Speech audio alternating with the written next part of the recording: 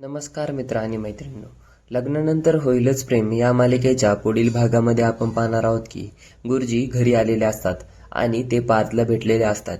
पार्थला समजावत असतात की समजणार, तुला पण समजणार, लवकरच समजणार. हे ऐकून पार्थ गुरुजींना विचारतो, काय झालं गुरुजी, काय समजणार म्हणताय मला? तर दुसरीकडे नंदिनी जीवा आणि आर्यासोबत भांडत असते.